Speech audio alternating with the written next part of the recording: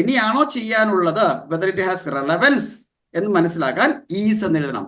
ഇനിയാണ് ചെയ്യാനുള്ളത് ഈസ് എന്നും, ചെയ്ത് കഴിഞ്ഞതാണ് വാസു എന്ന് എഴുതണം. ആ ഈസും വാസു എഴുതിയാലേ അർത്ഥം മനസ്സിലാകുള്ളൂ. ഇവിടെയാണ് ഡിസ്ചാർജ് അഡ്വൈസ് ഒരു കേസ് നോട്ടിൽ നിന്ന് നമുക്ക് കിട്ടുന്നത്. എവിടെയാണ്? മൈ ഫിസിക്കൽ ടു മെയിൻറ്റെയിൻ, അങ്ങനെയാ പറയുന്നത്, റീസൺ കാണിക്കുന്നത്. അപ്പൊ ഇവിടെ പറയുവാണ് ഹീസ് ഇൻസ്ട്രക്റ്റഡ്. എന്താ ഇൻസ്ട്രക്ഷൻ കൊടുത്തേക്കുന്നത്? മൈക്ക് ഓൺ ആക്കാവോ എല്ലാവരും? And if possible, you can keep your camera on. Camera on ആക്കിക്കേ. From tomorrow, when you're coming for the class, you have to sit at a calm and quiet places and ensure that you can turn on your camera. And you have to use your headset so that we can communicate each other. Okay? So, അങ്ങനെ വേണം നിങ്ങൾ വരാനായിട്ട്. So, shall we start the class? ഇന്നലെ നമ്മൾ പറഞ്ഞതുപോലെ ഇന്ന് നമ്മൾ discuss ചെയ്യുന്നത് ഡിസ്ചാർജ് അഡ്വൈസ് എങ്ങനെ എഴുതണം എന്നാണ്. എവിടെയാണ് ഡിസ്ചാർജ് അഡ്വൈസ് ഒരു കേസ് നോട്ടിൽ നിന്ന് നമുക്ക് കിട്ടുന്നത്? എവിടെയാണ് ഡിസ്ചാർജ് പ്ലാനിൽ? ഡിസ്ചാർജ് പ്ലാനിൽ of course it would be given in discharge plan. നമുക്ക് 2-3 വിസിറ്റ് ഉണ്ടെന്ന് കൂട്ടിക്കോ. ഹോസ്പിറ്റലിൽ വന്ന് 2-3 വിസിറ്റ് നടത്തിയിട്ടുണ്ട് പേഷ്യന്റ്. അപ്പൊ ഓരോ വിസിറ്റിലും ആദ്യം മെഡിസിൻസ് ആണ്, പിന്നെ മാനേജ്മെന്റ്, അതിലൂടെ ടെസ്റ്റ്, അത് കഴിഞ്ഞ് ആ ദിവസം കൊടുത്ത അഡ്വൈസ് കൊടുത്തിട്ടുണ്ടാകും. ആ ദിവസം ഡിസ്ചാർജ് ചെയ്തപ്പോൾ പേഷ്യന്റ് കൊടുത്ത advice എഴുതിയിട്ടുണ്ടാകും. And when we are discharging a patient from the hospital at that current time, ഇപ്പോൾ കൊടുക്കുന്ന ഡിസ്ചാർജ് വ്യക്തമായിട്ട് മെൻഷൻ ചെയ്യുന്നത് എവിടെയാണ്? ഡിസ്ചാർജ് പ്ലാനിൽ. ഇപ്പോഴത്തെ കറണ്ട് ആയിട്ടുള്ള ഡിസ്ചാർജ് പ്ലാനിലാണ്. മോസ്റ്റ് കേസ് ടുഡേയ്സ് കണ്ടീഷൻ തന്ന അതിന്റെ പേഷ്യന്റ് പ്രോഗ്രസ് എങ്ങനെയാണ്, പിന്നെ അത് കഴിഞ്ഞ് ഡിസ്ചാർജ് പ്ലാൻ തരുന്നു. ഡിസ്ചാർജ് പ്ലാനിലാണ് നമ്മൾ എന്തൊക്കെ അഡ്വൈസ് ആണ് ഈ പേഷ്യന്റിന് കൊടുക്കേണ്ടത് എന്ന് പറയുന്നത്. മനസ്സിലാവുന്നുണ്ടോ നിങ്ങൾക്ക്? If possible, everyone can keep your mic and camera turned on. Gio, good evening. Welcome to see you back in class. I suppose you attended the class yesterday too. Gio, Ashna. Yes, sir. Yes. Good evening. How are you? Good evening, sir. Good evening, Irene. Good evening, Irene. Good evening, sir. നമുക്ക് നേരെ ക്ലാസ്സിലേക്ക് പോകാം. ശ്രദ്ധിച്ച് കേൾക്കണം. ഞാൻ I will share my screen with you. Can you see the screen, all of you? Screen എല്ലാവർക്കും കാണാമോ? Yes, sir. Yes, ശ്രദ്ധിച്ച് കേൾക്കണേ. ഞാനൊരു എക്സാമ്പിൾ പറയാം. നമ്മൾ മാത്യു ജോനാസിൽ ഒരു കേസ് നോട്ട് കഴിഞ്ഞ ദിവസം ഡിസ്കസ് ചെയ്തു. ആ മാത്യു ജോനാസിന്റെ കേസ് നോട്ട്സിൽ ഡിസ്ചാർജ് പ്ലാനിൽ 4 കാര്യങ്ങളാണ് പറയുന്നത്. 4 കാര്യങ്ങളാണ് ഡിസ്ചാർജ് പ്ലാനിൽ പറയുന്നത്. ആദ്യത്തെ കാര്യം ഇതാണ്, അഡ്മിറ്റ്. ആദ്യത്തെ കാര്യം പറയുന്നത് എങ്ങനെയാണ്? Admit in ICU. Admit in ICU എന്ന് പറയുന്നുണ്ട്. പിന്നെ കോമിറ്റഡ് CAG എന്ന് പറയുന്നുണ്ട്. CAG ചെയ്യാൻ പറയുന്നുണ്ട്. പിന്നെ റെസ്റ്റ് എന്ന് പറയുന്നുണ്ട്, കണ്ടിന്യൂ മെഡിക്കേഷൻ ഇങ്ങനെയാണ് പറയുന്നത്. അപ്പൊ 4 കാര്യങ്ങളാണ് ഡിസ്ചാർജ് പ്ലാനിൽ പറഞ്ഞിരിക്കുന്നത്. Admit in ICU, CAG, rest, continue medication. ഇപ്പൊ പേഷ്യന്റ് കേസ് നോട്ട് പ്രകാരം പേഷ്യന്റ് UK-ലാണ് ഉള്ളത്. UK-ൽ ഇന്നലെ വന്നപ്പോൾ റെസ്റ്റോറന്റിൽ ഫെയിന്റഡ് ആയി നമ്മുടെ ഹോസ്പിറ്റലിൽ കൊണ്ടുവന്നു. നമ്മൾ ക്രിയാറ്റിൻ കൈനസും കാർഡിയാക് ട്രോപ്പോണിൻ ടെസ്റ്റ് ചെയ്തു, ECG എടുത്തു, ഇതെല്ലാം എലവേറ്റഡ് ആയിരുന്നു. ST സെഗ്മെന്റ് എലവേറ്റഡ് ആയിരുന്നുകൊണ്ട് മയോകാർഡ് ഇൻഫ്രാക്ഷൻ ഡയഗ്നോസ് ചെയ്തു. പേഷ്യന്റ് CAG സജസ്റ്റ് ചെയ്തു ഡോക്ടർ, ബട്ട് റിഫ്യൂസ് ചെയ്തു. And right now the patient is moving to Australia in his own community. അപ്പൊ അവിടുത്തെ കമ്മ്യൂണിറ്റി ഡോക്ടർ, അതായത് ജനറൽ പ്രാക്ടീഷണർ, നമ്മൾ ലെറ്റർ എഴുതുമ്പോൾ അതിന്റെ ഡിസ്ചാർജ് പ്ലാനിൽ പറയുന്നത് admit in ICU, CAG, rest, continue medication, ഇത്രയും കാര്യങ്ങളാണ്. ഈ 4 കാര്യങ്ങളിൽ അവിടുത്തെ ഡോക്ടർ, നമ്മൾ എഴുതുന്ന ഡോക്ടർ ചെയ്തു കൊടുക്കേണ്ട കാര്യങ്ങൾ ഏതൊക്കെയാണ്? പറയാമോ എല്ലാവരും? ഡിസ്ചാർജ് പ്ലാനിൽ പറഞ്ഞ admit in ICU, CAG, rest, continue medication.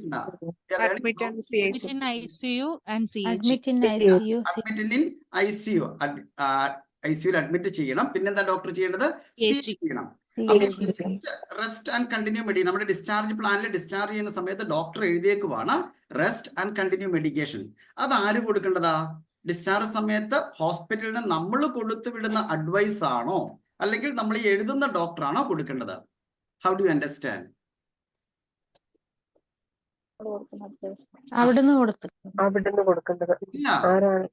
Practically നമ്മൾ ഹോസ്പിറ്റലിൽ ഡിസ്ചാർജ് ചെയ്യുമ്പോഴല്ലേ നമ്മൾ പേഷ്യന്റ് അഡ്വൈസ് കൊടുത്തു വിടുന്നത്? റെസ്റ്റ് എടുക്കണം, നമ്മൾ കൊടുത്ത മെഡിസിൻ കണ്ടിന്യൂ ചെയ്യണം, ആണോ അല്ലയോ? അല്ലേ? നമ്മളാണ് അഡ്വൈസ് കൊടുത്തു വിടുന്നത്. അപ്പൊ നമ്മൾ എങ്ങനെയാ പറയേണ്ടത്?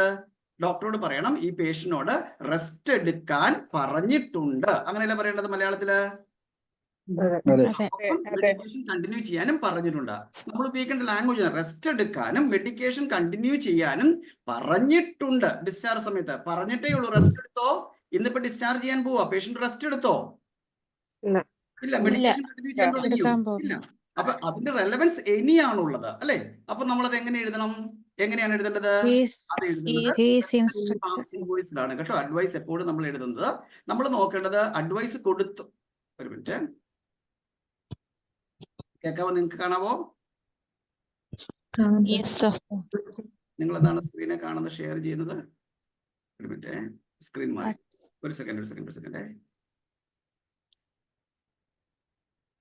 ഇപ്പൊ സ്ക്രീൻ ക്ലിയർ ആണോ നിങ്ങൾക്ക്? ഓക്കെ. നമ്മൾ എഴുതേണ്ടത് ഇങ്ങനെയാണ്, ഈ പേഷ്യന്റിനോട് ഇപ്പോൾ റെസ്റ്റ് എടുക്കാൻ പറഞ്ഞിട്ടുണ്ട് എന്നാണ് അർത്ഥമാക്കേണ്ടത്. എന്ന് പറഞ്ഞാൽ പേഷ്യന്റ് റെസ്റ്റ് എടുത്തിട്ടില്ല, ഇനിയാണ് റെസ്റ്റ് എടുക്കേണ്ടത്. We have to look for the action. What should the patient do in the future? ഫ്യൂച്ചറിൽ ചെയ്യേണ്ടത് റെസ്റ്റ് എടുക്കാനാ. അപ്പൊ നമ്മൾ മലയാളത്തിൽ പറയുവാണെങ്കിൽ അവനോട് റെസ്റ്റ് എടുക്കാൻ പറഞ്ഞിട്ടുണ്ട്. റെസ്റ്റ് എടുത്തോ? ഇല്ല. നമ്മൾ എഴുതുന്നത്, അത് എഴുതുന്നത് present passive വോയിസിലാണ്.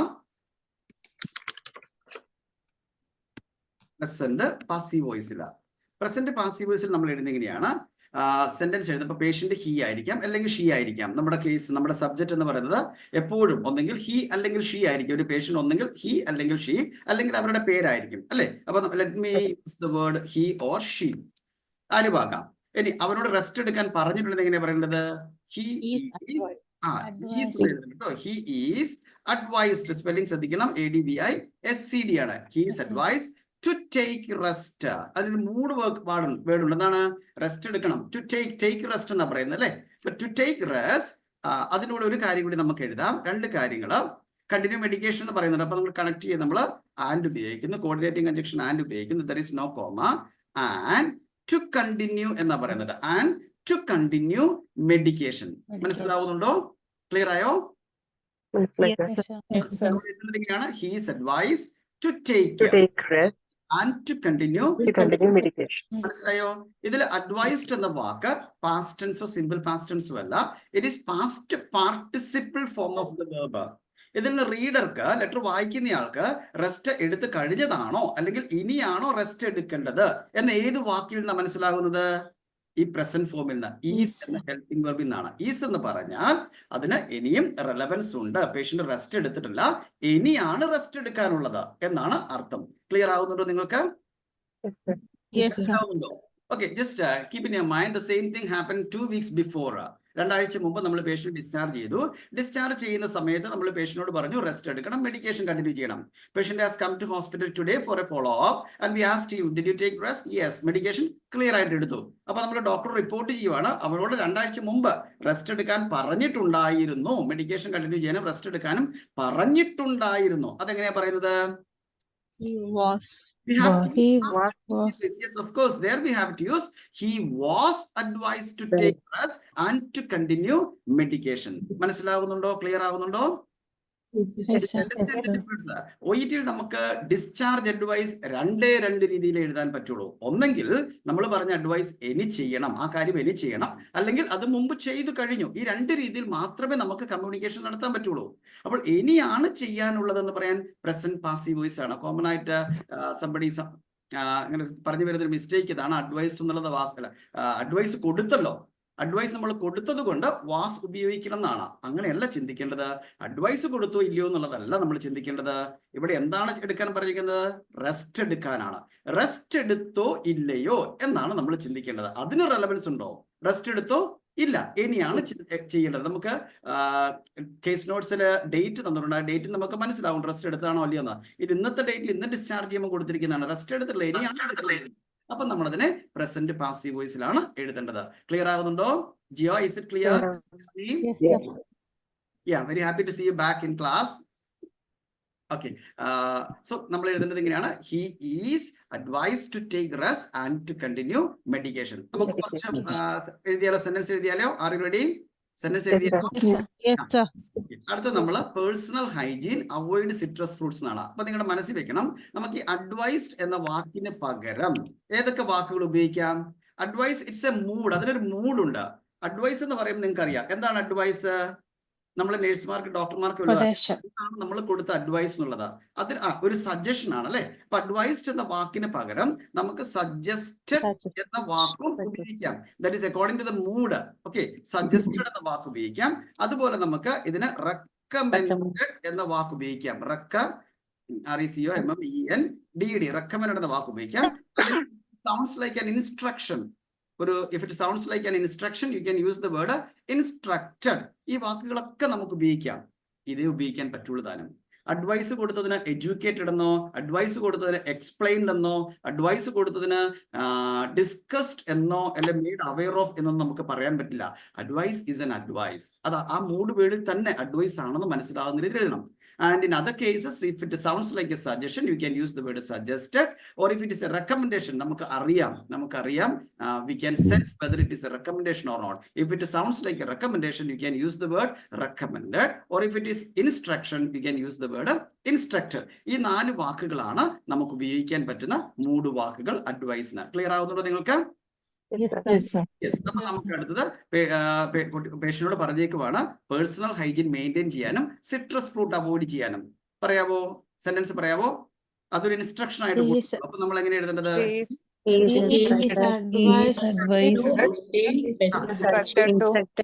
To maintain. Instructed എന്ന് എഴുതണം. Instructed to maintain personal hygiene പറയുന്നത് കേട്ടോ. പേഴ്സണൽ ഹൈജീൻ മെയിൻറ്റെയിൻ ചെയ്യണം എന്നാ പറയുന്നത് അല്ലെ. അപ്പൊ he's instructed to maintain personal hygiene അങ്ങനെ എഴുതുന്നത്. He's instructed to maintain personal hygiene. അപ്പം ഇതാണ് ഒരു ചോദ്യം എഴുതിയിട്ട് വന്നേക്കുന്ന ചോദ്യം ഇതാണ്. സർ റിഗാർഡിംഗ് എന്ന് പറയാൻ പറ്റുമെന്നാണ് ചോദിച്ചേക്കുന്നത്. റിഗാർഡിംഗ് ഒരു ക്വസ്റ്റ്യൻ വന്നിട്ടുണ്ട്. ഞാൻ ചോദിക്കട്ടെ, he's instructed regarding personal hygiene എന്ന് പറഞ്ഞാൽ എന്താ? അവരോട് പേഴ്സണൽ ഹൈജീൻ മെയിൻറ്റെയിൻ ചെയ്യാൻ പറഞ്ഞിട്ടുണ്ടെന്നാണോ, അല്ലെ പേഴ്സണൽ ഹൈജീനെ കുറിച്ച് പറഞ്ഞിട്ടുണ്ടെന്നാണോ? എന്താണ് അതിന്റെ അർത്ഥം? പേഴ്സണൽ ഹൈജീനെ കുറിച്ച് പറഞ്ഞിട്ടുണ്ട്. മെയിൻറ്റെയിൻ ചെയ്യാൻ പറഞ്ഞിട്ടുണ്ടോ? ഇല്ല. ആ വാക്കിൽ അർത്ഥം മാറിപ്പോയി. So you have to use the proper word. ഇവിടെ മെയിൻറ്റെയിൻ ചെയ്യുക എന്ന് പറയുന്നത്. അപ്പൊ റിഗാർഡിംഗ് എന്ന് പറഞ്ഞാൽ അതിനെക്കുറിച്ച് പറഞ്ഞിട്ടുണ്ട്. അവരോട് മെയിൻറ്റെയിൻ ചെയ്യണോ ഇല്ലയോ എന്ന് പറഞ്ഞിട്ടില്ല, അതിനെക്കുറിച്ച് പറഞ്ഞിട്ടുണ്ടെന്നേ ഉള്ളൂ. അപ്പൊ മെയിൻറ്റെയിൻ ചെയ്യണം എന്നാണെങ്കിൽ he's instructed to maintain personal hygiene അങ്ങനെയാണ് നിങ്ങൾ എഴുതുന്നത്. ഇനി അതിന്റെ കൂടെ 2 അഡ്വൈസ് തന്നിട്ടുണ്ടെങ്കിൽ ഒരു സെന്റൻസിൽ നമുക്ക് 2 അഡ്വൈസ് എഴുതാം, ഒരു കോമ്പൗണ്ട് സെന്റൻസ് ആയിട്ട്. അപ്പൊ കോമ്പൗണ്ട് സെന്റൻസ് ആക്കാൻ നമ്മൾ എന്ത് ചെയ്യേണ്ടത്? കോർഡിനേറ്റിംഗ് കൺജങ്ഷൻ ഉപയോഗിക്കുക. അത് ആൻഡ് ആണ് കോർഡിനേറ്റിംഗ് കൺജങ്ഷൻ. അത് കഴിഞ്ഞ് finite form of the verb. എന്താണ് finite form of the verb? To avoid. നമ്മൾ എഴുതിയില്ലേ ഹീസ് ഇൻസ്ട്രക്റ്റഡ് ടു മെയിൻറ്റെയിൻ. എന്ന് പറയുന്നത് finite form of the verb എന്ന് പറയും. അതുപോലെ തന്നെ ആൻഡ് ടു അവോയ്ഡ് എന്ന് എഴുതേണ്ടത്. ഞാൻ നിങ്ങളോട് ചോദിക്കുവാണ്, Jio why did you go to market? എന്തുകൊണ്ടാണ് മാർക്കറ്റിൽ പോയത്? ടു ബൈ വെജിറ്റബിൾ അല്ലെ. Why do you go to gym? To maintain my physical. To maintain അങ്ങനെയാ പറയുന്നത്, റീസൺ കാണിക്കുന്നത്. അപ്പൊ ഇവിടെ പറയുവാണ് ഹീസ് ഇൻസ്ട്രക്റ്റഡ്. എന്താ ഇൻസ്ട്രക്ഷൻ കൊടുത്തേക്കുന്നത്? To maintain personal hygiene and to avoid citrus fruit. Clear ആവുന്നുണ്ടോ ഞാൻ പറയുന്നത്? നിങ്ങൾക്ക് മനസ്സിലാവുന്നുണ്ടോ? യെസ്. അങ്ങനെയാണ് ഇതൊരു 2 ആഴ്ച മുമ്പാ പറഞ്ഞത്. എങ്ങനെ നമ്മൾ എഴുതേണ്ടത് പറഞ്ഞു കഴിഞ്ഞ റെലവൻസ് എല്ലാം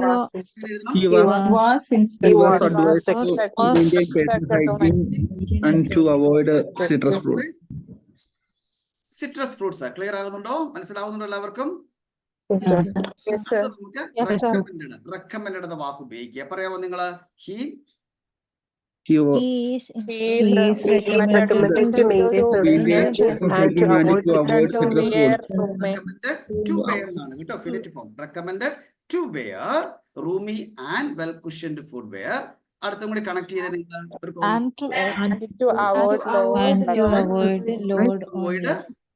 ലോഡ് ഓൺ ലെഗ്.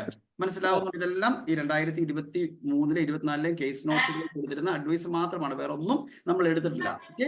അടുത്തത് കൊടുത്തിരിക്കുന്നത് avoid alcohol intake, weight bearing, emollient over use എന്നാണ്. എങ്ങനെ നമ്മൾ എഴുതേണ്ടത്? അതിന് ഇൻസ്ട്രക്ഷൻ എന്ന് നമുക്ക് ഇൻസ്ട്രക്ഷൻ നമ്മൾ ഉപയോഗിച്ചല്ലേ ഓടി. ഇൻസ്ട്രക്ഷൻ ഉപയോഗിച്ച് സജസ്റ്റഡ്. ഇതെല്ലാം അഡ്വൈസ് ആണ്. അപ്പൊ നമുക്ക് ഈ വാക്കുകൾ മാറി മാറി ഉപയോഗിക്കാം, കുഴപ്പമില്ല. അങ്ങനെയാണ് നിങ്ങൾ പറഞ്ഞേ he is suggested to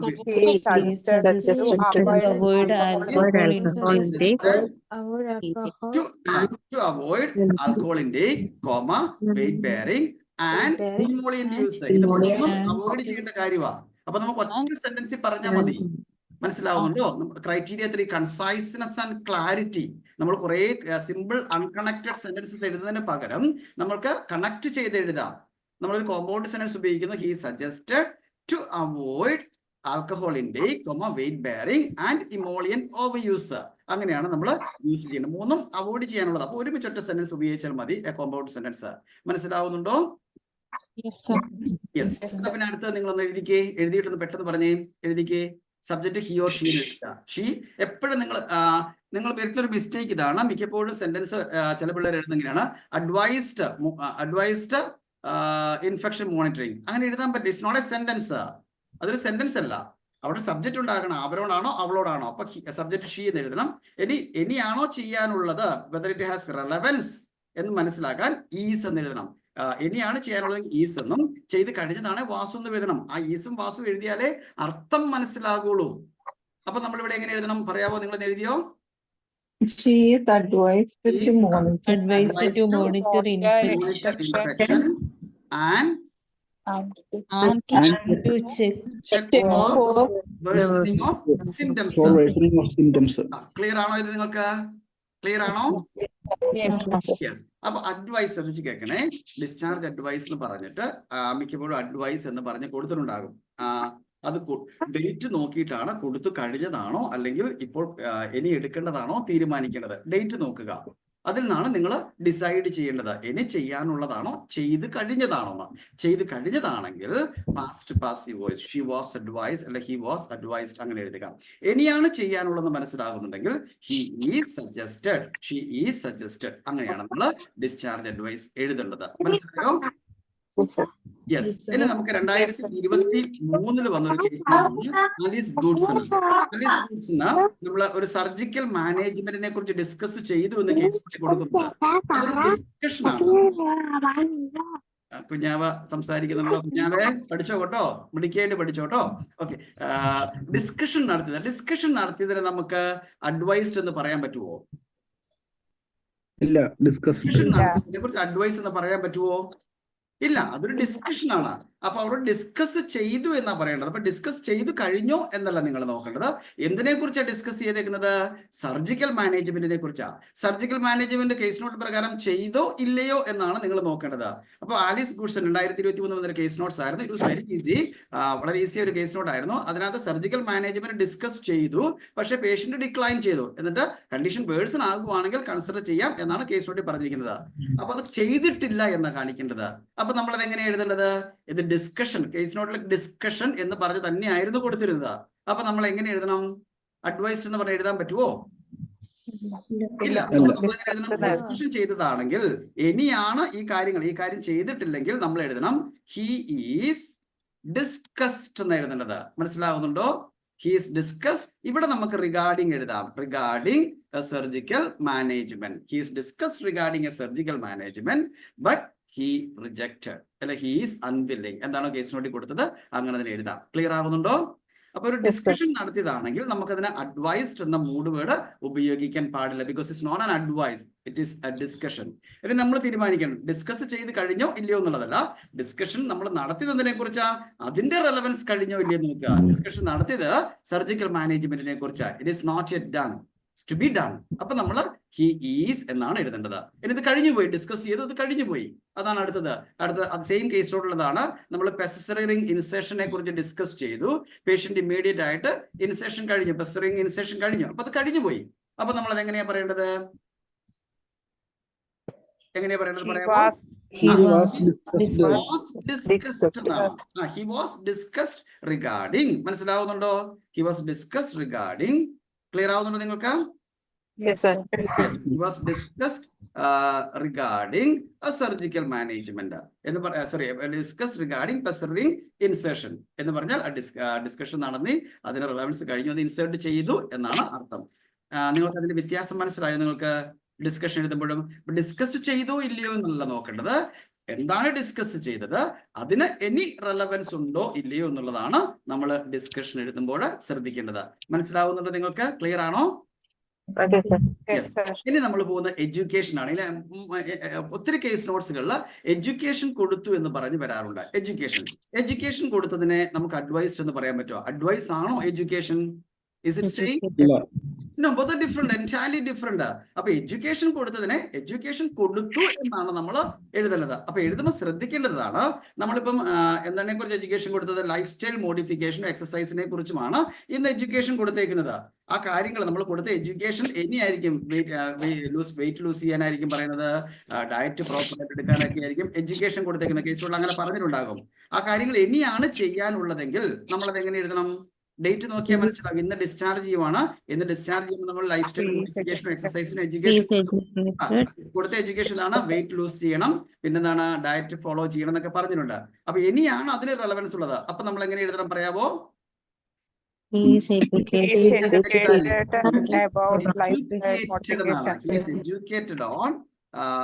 educated about ഓൺമോ നമുക്ക് ഉപയോഗിക്കാം, കുഴപ്പമില്ല. He's educated on life style modification and exercise. അങ്ങനെയാണ് നമ്മൾ പറയേണ്ടത്. ക്ലിയർ ആയ നിങ്ങൾക്ക്? മനസ്സിലാവുന്നുണ്ടോ? ക്ലിയർ ആണോ? യെസ്. അങ്ങനെയാണ് അടുത്തത് പറഞ്ഞേ. എഡ്യൂക്കേഷൻ കൊടുത്തതിന്റെ പറയാവോ എല്ലാവരും? ഹി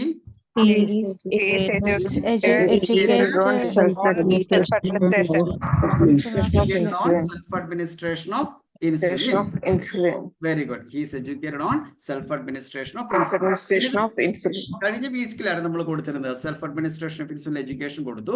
പേഷ്യന്റ് സ്വന്തമായിട്ട് അഡ്മിനിസ്റ്റർ ചെയ്യാൻ. നമ്മൾ ഹോം വിസിറ്റ്, ഇതൊരു ഹോം വിസിറ്റ് ചെയ്തപ്പോൾ കണ്ടതായിരുന്നു. ഹോം വിസിറ്റ് ചെയ്തപ്പോൾ ഇത് കഴിഞ്ഞു പോയതായിരുന്നു. ഹോം വിസിറ്റ് ചെയ്തപ്പോൾ നമ്മളത് പഠിപ്പിച്ചു പേഷ്യന്റിനെ. അതിന്റെ റെലവൻസ് കഴിഞ്ഞ് പേഷ്യന്റ് ഇപ്പൊ സ്വന്തമായിട്ട് ചെയ്യാൻ തുടങ്ങി. അപ്പൊ അത് മുമ്പ് നമ്മൾ എഡ്യൂക്കേഷൻ കൊടുത്തിരുന്നു എന്ന് പറയുന്നത് എങ്ങനെയാണ്? He was educated. Self-administration of insulin. Clear ആണോ? മനസ്സിലാവുന്നുണ്ടോ? അങ്ങനെ അടുത്ത് നിങ്ങൾ എഴുതിക്ക്. സ്വന്തമായിട്ട് നോക്കിയിട്ട് പറഞ്ഞ എല്ലാവരും. Education necessity of glucose testing and insulin administration ആണ് 2024 കേസ് നോട്ട് ഉണ്ടായിരുന്നു. ഏപ്രിലെ ക്വസ്റ്റ്യൻ പേപ്പറിൽ വന്നതാണ്. പറയാമോ എല്ലാവരും? He is educated glucose testing and insulin administration. Suppose it was given 2 weeks back. 2 weeks back ആണ്. അപ്പൊ പേഷ്യന്റ് പ്രോപ്പർ ആയിട്ടൊക്കെ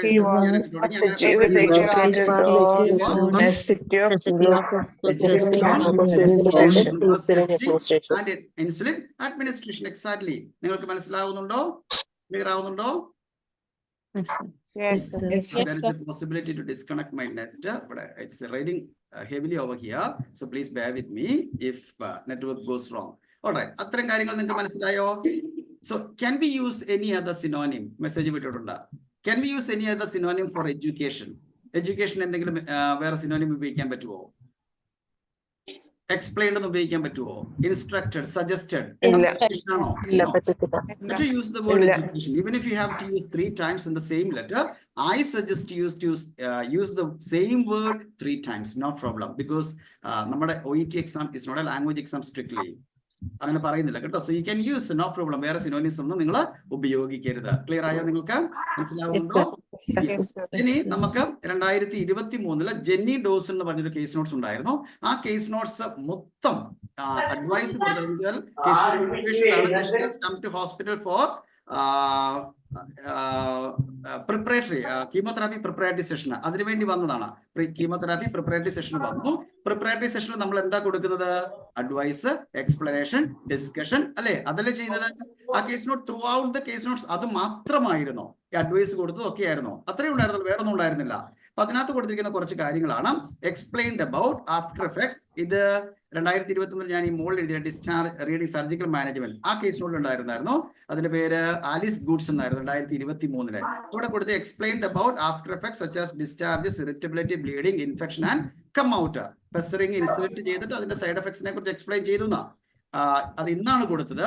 ഈ കാര്യങ്ങളൊക്കെ ഡിസ്ചാർജ്, ഇറിറ്റബിലിറ്റി ഒക്കെ ഇനിയാണ് ഉണ്ടാകാവുന്നത് പേഷ്യന്റ് ലൈഫിൽ. അപ്പൊ നമ്മൾ എങ്ങനെ എഴുതണം? ഷീ വാസ് എക്സ്പ്ലെയിൻഡ് എന്നാണോ? ഷീ ഈസ് എക്സ്പ്ലെയിൻഡ് എന്നാണോ?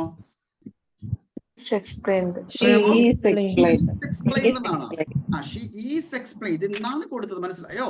ഈ കാര്യങ്ങളൊക്കെ ഇനിയാണ് പേഷ്യന്റ് ജീവിതത്തിൽ ഉണ്ടാകുന്നത്. അപ്പൊ നമുക്ക് എഴുതാം ഷീ ഈസ് എക്സ്പ്ലെയിൻഡ് അബൌട്ട്, അല്ലെങ്കിൽ regarding, both can use. Explained about after effects such as, അവിടെ സച്ച് ആസ് ഉപയോഗിക്കാൻ, no problem.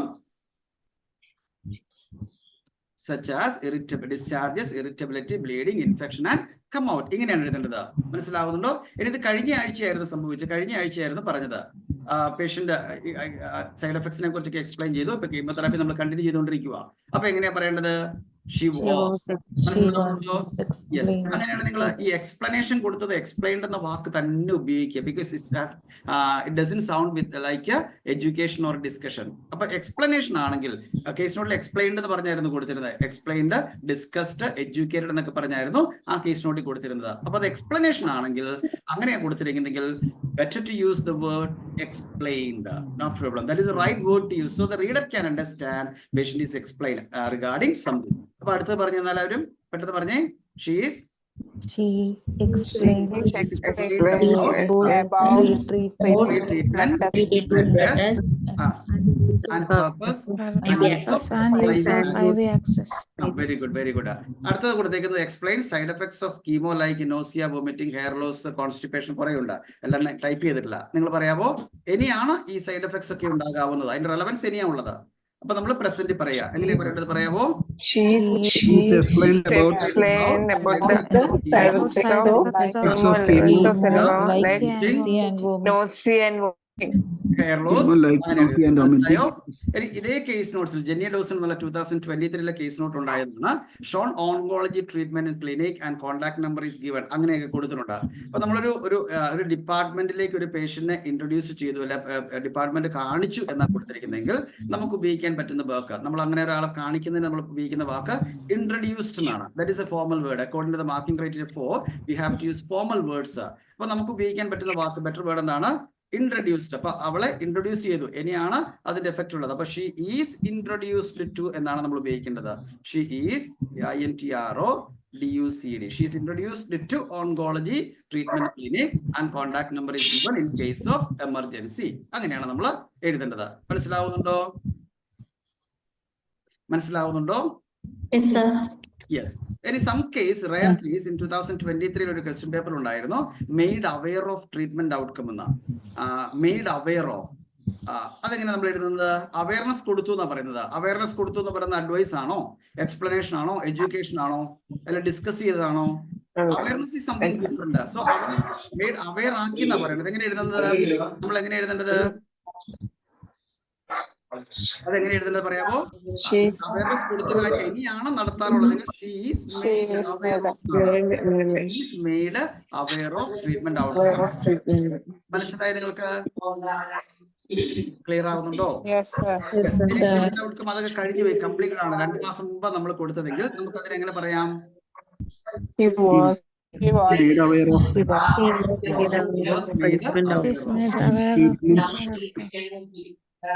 outcome and Yes, in short, we can write discharge summary in 2 ways.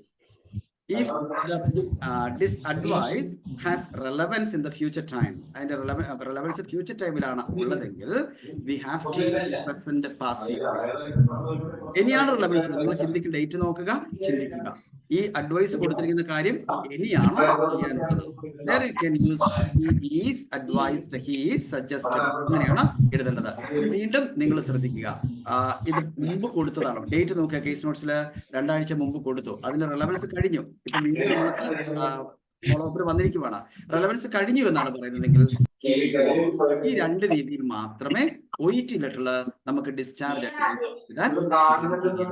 Clear ആകുന്നുണ്ടോ? നിങ്ങൾക്ക് മനസ്സിലായോ? എല്ലാവർക്കും മനസ്സിലായോ? വീട്ടിൽ നിന്നാണ് ഭയങ്കര സംസാരം വരുന്നത്. നിങ്ങൾ ശാന്തമായിട്ട് റൂമിലൊക്കെ ഇരിക്കണേ. ഓക്കെ, ഇത്രയും കാര്യങ്ങൾ മനസ്സിലായോ? എല്ലാവർക്കും ക്ലിയർ ആണോ? ക്ലിയർ ആണോ? ഓക്കെ, സ്ക്രീൻഷോട്ട് എടുത്തോ. ഓക്കെ, നമ്മൾ ഇന്നത്തെ ക്ലാസ് ഇവിടെ വൈൻഡ് അപ്പ് ചെയ്യുവാണ്. ഒത്തിരി പേര് നമ്മുടെ FB ലൈവിൽ കയറിയിട്ടുണ്ട്, ഒത്തിരി പേര് സൂമിൽ കയറിയിട്ടുണ്ട്.